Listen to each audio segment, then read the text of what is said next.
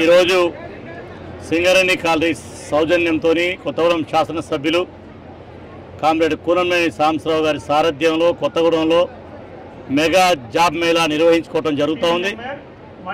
సుమారు 10,000 మందికి పైగా యువకులు విద్యార్థులు ఈ యొక్క జాబ్ మేళాలో ఇప్పటికే పాల్గొన్నారు.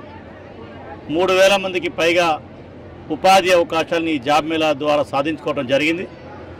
సరే, అయితే ముఖ్యంగా దీనివల్ల ఏంటంటే అందరికీ ఉద్యోగం రాకపోయినా ఇంటర్వ్యూ ఇవ్వటం ద్వారా వాళ్ళు వారి ఎక్స్పీరియన్స్ని పెంచుకోవడానికి కొంత అనేక కంపెనీల్లో భవిష్యత్తులో ఇంటర్వ్యూలు ఇచ్చేదానికి ఇది ఒక ఎక్స్పీరియన్స్గా కూడా ఉపయోగపడే అవకాశం ఉంది.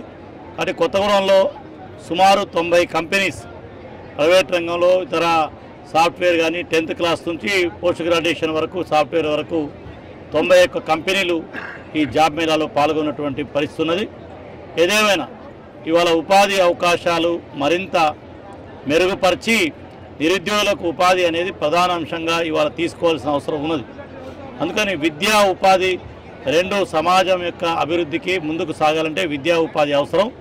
ఆ నేపథ్యంలోనే అనేక ప్రయత్నాల్లో భాగంగానే ప్రతిదానికి రాష్ట్ర రాజధాని హైదరాబాద్ వెళ్లకుండా ఇక్కడ శాసనసభ్యులు సాంబశివరావు గారి సారథ్యంలో మరి సింగరేణి ఎండి బలరాం నాయక్ గారు వారి చొరవతోని ఇక్కడ మనం ఈ కార్యక్రమం ఏర్పాటు చేసుకోవడం జరిగింది. ఇది ఒక మంచి కార్యక్రమం. మన కొత్తగూడెం జిల్లా కొత్తగూడెం నియోజకవర్గ యువతకు దీన్ని సువర్ణావకాశంగా ఉపయోగించుకొని దీన్ని జయప్రదం చేసినందుకు హృదయపూర్వక ధన్యవాదాలు.